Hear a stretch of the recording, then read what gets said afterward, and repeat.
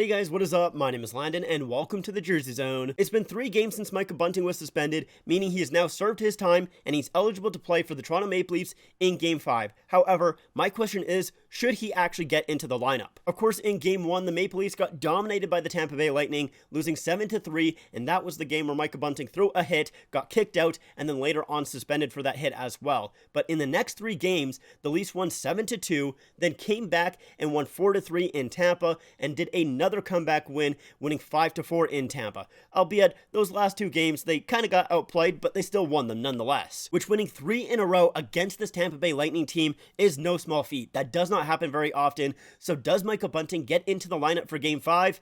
Yes, I think he does, and I don't think Keefe will consider it for very long. I think it's pretty much a no-brainer for him because Micah Bunting is a good player. Even with all of his flaws and, the aspects of his game that you maybe don't love and you want him to tone it down a little bit, I still think he is a good player. So the question should more be, who is going to come out of the lineup for Micah Bunting? And before we do get into that, if you guys are new to the channel and you like hockey content, please make sure to hit subscribe. I am also doing a Leaf stream for every single one of these playoff games, so if you're interested in that at all, make sure to hit that bell notification. Alright, so who is Micah Bunting going to replace? Let's first take a look at the guy who actually came in for Micah Bunting, and that is Matthew Knies. There is no shot they're taking Matthew Knies out of this lineup. He has been way too good, and not even just rookie good, like he has legitimately been a good player, and this is only his 6th ever NHL game. Now, it's not like he's been perfect. He has made his mistakes. In Game 2, he had 4 penalty minutes, and I believe it was either in Game 2 or Game 3. I can't quite remember, but there was a play at his own blue line where he could have got the puck out. Instead, he tried to hold on,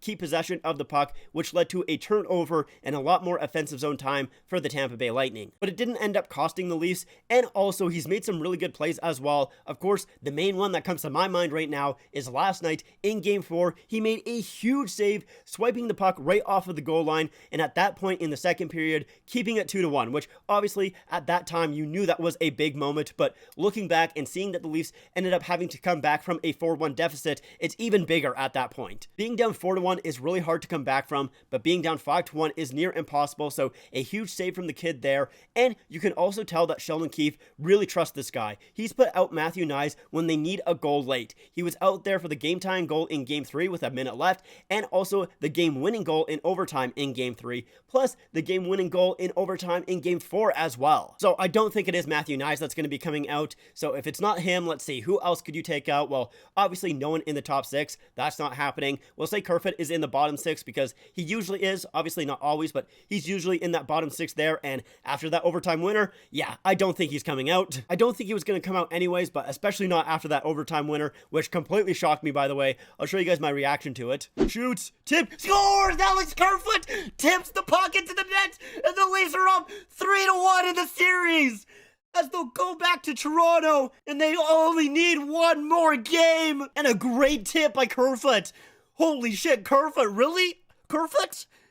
Alexander Kerfoot, that's him? Yeah, I did not expect Kerfoot to be the overtime hero, that is for sure. And that reaction came from my stream, by the way. Like I mentioned at the start, I'm streaming every single one of these Leaf games. Obviously not showing any game footage because I'm legally not allowed to, but I am streaming my live reaction to all of the things that are happening in the game and all of that. So if that interests you whatsoever, hit that bell notification so you're notified when I go live. But going back to who else we can take out, looking at the other winger on that third line, it's Noel Acciari. He's not coming out. He's been good in the series, and he also has 2 goals in this series, so that is a no-go. So it comes down to the 4th line in between Zach Aston-Reese and Sam Lafferty. But for me personally, if I had to choose who I want to keep in the lineup, I would choose Zach Aston-Reese. I think he's been the better player in this series. He does have a goal, but I'm more looking at that physical presence, because that's what the Leafs need. They need that physicality. Obviously not as much as in series past. That's why they got guys like Luke Shen and Noel Acciari for, but still, I think that physicality is a good thing, especially in a series like this where it's been super physical already through these first 4 games, and it's not like it's going to get any easier. Tampa is fighting for their playoff lives.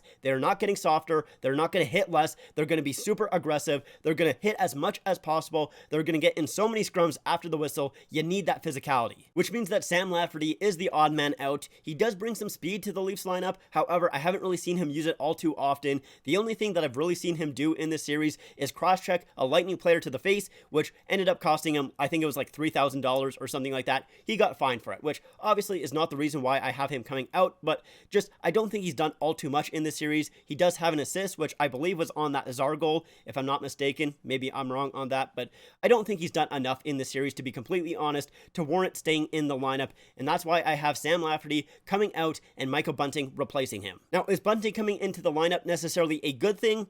I mean, yes, he is the better player than Sam Lafferty. I don't really think that's a question. I don't think anyone would deny that, but I'm more just concerned with Michael Bunting's reputation with the refs. Obviously, that was a huge storyline for most of the regular season there and coming into the playoffs, and then in game 1, he gets kicked out, a 5-minute major, and suspended afterwards. Now, I'm not saying that was a reputation call. It was a legit call. It was a legit suspension as well. He deserved that. Just, I'm not quite too sure how the refs are going to treat Michael Bunting with the rest of the series here. Like, is he going to have a target on his back, not only just from the referees, but from the Tampa Bay Lightning as well? Because the Lightning know that the refs don't particularly like this guy, and I understand why the refs don't. You know, they don't really like getting shown up or anything like that. And I do think at points Michael Bunting has embellished some calls. I'm not saying that he's a completely clean player and that, you know, he does no wrong, because he definitely does. But the Lightning are smart enough that they know that the refs are looking for Michael Bunting. It's no secret. So I do think that the Lightning are going to target Michael Bunting, try and get him riled up into like pushing players, maybe hitting guys in the face. And I think that's where the refs are going to be looking for as well. I think they're going to look for Michael Bunting to do stuff like that and then take him off. And that's really what concerns me about Michael Bunting, is that he's going to give the Lightning some power plays. And that is not a good thing for the Leafs, because the Lightning have been really good on the power play so far this series. They have a 29.4%. So I am very, very concerned about that. I'm hoping that either Michael Bunting can kind of calm it down a little bit, or, you know, hopefully the refs just let it go a little bit more. I'm not really quite too sure. Either way, that is what I would want. And that's really the only reason on why I wouldn't want Michael Bunting in the lineup. I still think he will come into the lineup because he is a very good player if he can stay out of the penalty box. It really just comes down to if he's able to do so. Now, if I was to choose where I would want Bunting in the lineup, it definitely would not be in the top 6. I really wasn't a huge fan that Keith put him on the top line in game 1, to be honest. I don't know why he did that. For me personally, I would like him on that third line there, because if you have Bunting, O'Reilly, and Achari, that's a good third line. I like that line a lot, so that's where I would like him personally. But I would love to know what you guys think. Let me know in the comments down below who should come out of the lineup for Bunting, or should he just not play at all, and should they keep the lineup the exact same considering they've won 3 games in a row? Let me know all your opinions in the comments down below. And if you guys like this video, make sure to leave a like, make sure to subscribe to the channel, and also make sure to follow me on my Instagram, my Twitter, and my TikTok. Links are all in the description down below. That's it for me. Thank you guys so much for watching, and I'll see you guys next time.